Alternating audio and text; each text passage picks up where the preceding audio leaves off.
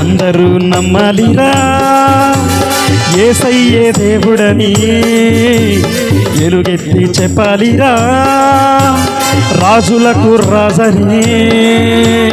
చల్లనైన చేతి స్పర్శతో గుడ్డివాడు చూపు పొందెను, మాట అన్న తక్షణమే పక్షవాయువు వదిలిపోయెను.